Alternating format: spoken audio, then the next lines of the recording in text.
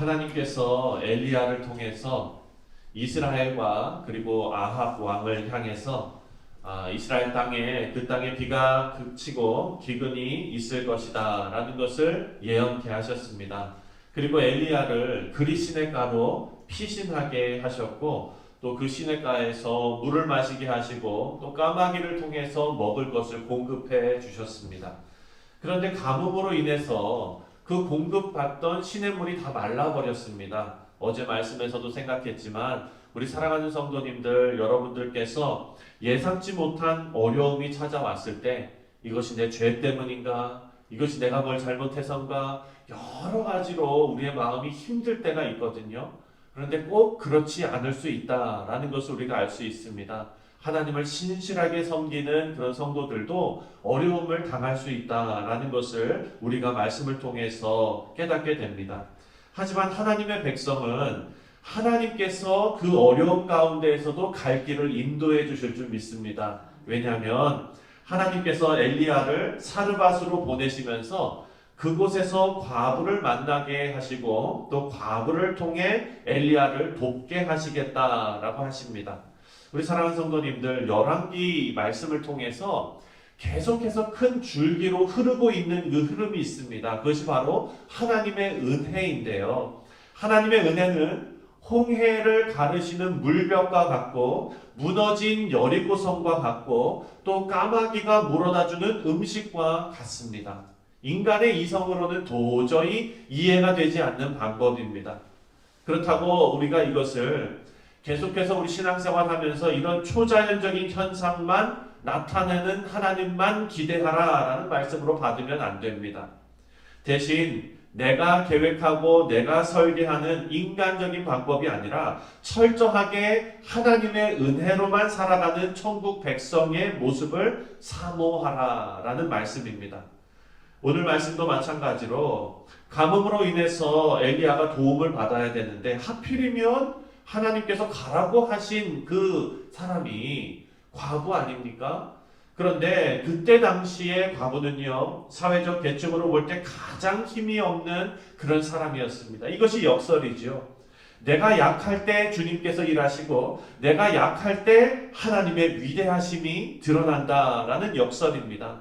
오늘 본문에 나오는 사르밧은요, 가나안 그 지방의 산업의 중심지였어요. 그러니까 거기는 부자들도 있었을 그런 도시입니다. 그럼에도 불구하고 물자가 풍부한 곳인데 막상 엘리야가 가보니까 극심한 가뭄으로 다 죽어가는 땅이 됐어요.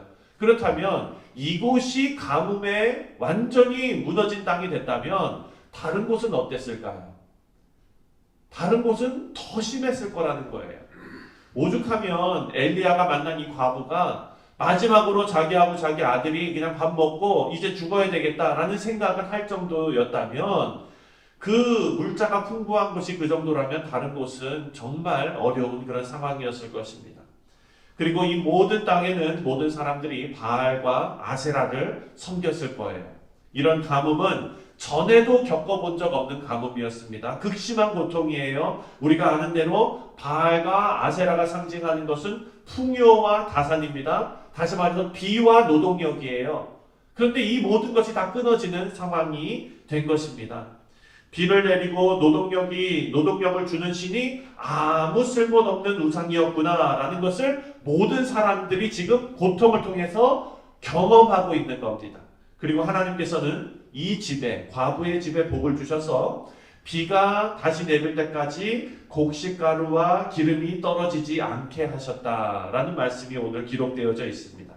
여러분, 이 말씀을 우리가 잘못 해석하면 과부의 믿음이 뛰어나서 그런 복을 받았다라고 생각할 수 있는데 그렇지 않아요. 왜냐하면 하나님께서 엘리야에게 먼저 뭐라고 말씀하셨습니까? 내가 과부에게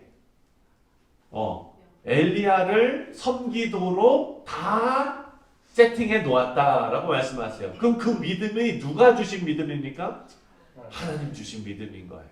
사랑하는 성도님, 우리가 지금 이렇게 신앙생활하면서 하나님 앞에 헌신하고 또 이렇게 신앙생활 할 수 있는 것은 우리가 스스로 하나님을 믿어서가 아니라 하나님께서 그 믿음을 우리에게 넣어주셨기 때문입니다. 이것이 은혜입니다. 과부는요, 믿음이 좋아서가 아니라 하나님께서 찾아오셨어요. 그것이 은혜예요. 인간이 어리석게 맹신하는 우상이 얼마나 형편없는지, 그리고 진정한 신이 누구인지를 보여주시는 말씀입니다. 여러분, 우리가 지난번에도 묵상했지만 이 열왕기서의 첫 번째 독자는 지금 바벨론 포로로 끌려간 이스라엘 백성들입니다. 실패한 이스라엘 백성들이에요. 이들은 지금 이 말씀을 읽으면서 자신들의 선조들이 잘못한 그런 결과로 하나님께 심판을 받아 포로로 끌려갔던 것을 생각하면서 이제 우리가 진정으로 돌아갈 자리가 어디인지를 깨닫게 되는 말씀입니다. 우리 사랑하는 성도님들, 말씀은 우리에게 바르게 함과 교훈을 줍니다. 우리의 삶을 바르게 하고 유익하게 하는 하나님의 말씀이 읽혀지고 그리고 들려지는 은혜가 있으시기를 주님의 이름으로 축원드립니다. 17절부터 24절까지를 보면은요, 엘리야가 사르밧 과부의 아들을 살리는 말씀이 기록되어져 있습니다. 이 과부의 집이 음식이 끊어지지 않는 은혜를 입은 지 얼마가 지났는지는 몰라요. 그런데 과부의 아들이 병들어서 고생하다가 목숨을 잃습니다. 그때 당시에 과부의 희망은 아들이었어요. 빨리 아들이 장성해서 집안을 일으킬 수 있는 날을 기다리면서 지금의 어려움을 견디고 있는 겁니다. 지금 이 과부에게는요, 자신의 어려움을 견딜 수 있는 힘이 있어요. 그 힘이 뭐냐? 바로 소망이고 희망이에요. 근데 이 희망이 풍전등화 같이 그냥 바람에 흔들리는 촛불과 같은 희망이에요. 왜? 어린 아들이기 때문에. 그런데 이 견딜 수 있는 힘이 하나님이 되어야 하는데 아직 이 과부는 하나님의 은혜는 입었지만 본인의 그 소망은 자기 자신, 눈에 보이는 자기 자식 아들에게 주고 있는 거예요. 그런데 그 아들이 어떻게 됐습니까? 죽었어요. 마지막 가지고 있던 그 희망의 불씨가 사라져버린 겁니다. 이 과부 어머니의 마음을 성경은 이렇게 표현합니다. 18절 말씀을 함께 읽겠습니다. 시작. 여인이 엘리야에게 이르되 하나님의 사랑이여 당신이 나와 더불어 무슨 상관이 있기로 내 죄를 생각나게 하고 또 내 아들을 죽게 하려고 내게 오셨나이까. 사랑하는 성도님들, 과부가 자기 인생의 소망이 끊어지는 시련과 어려움을 당했을 때 물론 하나님의 은혜를 입었고 눈앞에서 기적이 펼쳐졌는데도 불구하고 이 과부가 가장 먼저 든 생각은 뭐냐면 나 때문에 죽었구나. 내 죄 때문에 죽었구나. 자책하는 마음이 먼저 들었던 거예요. 이 과부의 슬픔과 절규에서 내 죄를 생각나게 하고 라는 말이 눈길을 사로잡습니다. 이 과부는요, 남편을 잃고 이제 자식도 잃은 것, 이 모든 것이 자기 잘못 때문이라고 생각하고 있습니다. 너무나 비참한 모습입니다.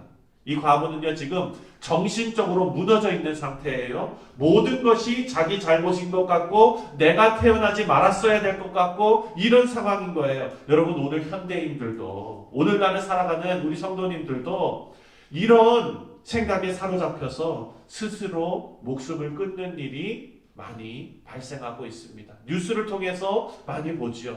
모두가 자신을 싫어하는 것 같고 나는 쓸모없는 존재인 것 같고 내가 죽어도 아무도 슬퍼하지 않을 것 같고 그럴 때 소망의 끈을 놓아버리고 그리고 스스로 목숨을 끊는 안타까운 일들을 뉴스를 통해서 보게 됩니다. 사랑하는 성도님들, 이런 상황에서요, 우리가 기억해야 될 게 있습니다.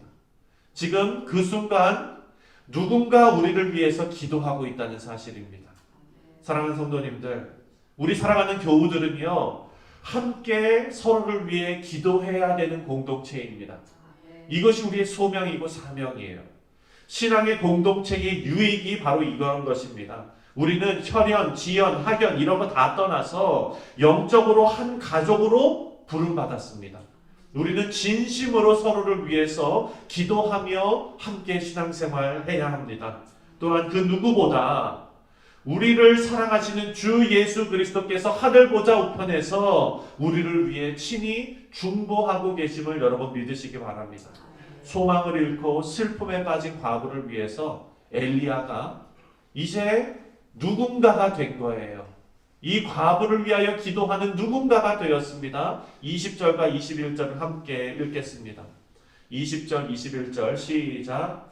여호와께 부르짖어 이르되 내 하나님 여호와여 주께서 또 내가 우고하는 집 과부에게 재앙을 내리사 그 아들이 죽게 하셨나이까 하고 그 아이 위에 몸을 3번 펴서 엎드리고 여호와께 부르짖어 이르되 내 하나님 여호와여 원하건대 이 아이의 혼으로 그의 몸에 돌아오게 하옵소서 하니. 여러분 이 말씀 보니까 엘리야가 애정과 관심 없는 형식적인 기도가 아니었다는 것을 보여줍니다. 첫 번째 뭐라고 말씀합니까? 여호와께 부르짖어 이르되, 그리고 또 그 아이 몸 위에 3번 펴서 엎드리고 여호와께 부르짖어 이르되, 하나님 앞에 혼신을 다해서 부르짖고 있습니다. 엘리야는 지금 진심입니다. 여러분 우리가 우리 교우들을 위해서 기도할 때 이런 진심이 우리 가운데서 나타나기를 주님의 이름으로 축복드립니다. 이것은요 고대 관습으로 이해됩니다. 그 아이 위에 자신의 몸을 펴서 3번 펴서 엎드리는 것이 자신의 생명을 주고라도 이 아이를 살리려는 마음을 보여주고 있습니다. 그리고 하나님께서는 그 간절한 기도를 들으시고 과부의 아들을 살려주셨어요. 우리 사랑하는 성도님들, 이스라엘은 지금 자신들의 죄악이 초래한 심한 가뭄과 기근, 하나님의 저주의 한가운데에서 죽은 생명이 살아나는 기적이 일어나는 것을 보고 있습니다. 그 기적은 하나님의 긍휼하심이 드러난 사건이고요. 그리고 믿는 자의 간절한 기도가 있었던 사건입니다. 그리고 소망을 잃고 죄에 빠진 영혼을 찾아오셔서 구원하시는 기적의 사건이 일어난 것입니다. 하나님의 은혜를 경험하고 이제 과부가 진정으로 변화받았습니다. 그 과부가 이렇게 고백합니다. 여인이 엘리야에게 이르되 내가 이제야 당신은 하나님의 사람이시오 당신의 입에 있는 여호와의 말씀이 진실한 줄 아노라 하니라. 아멘.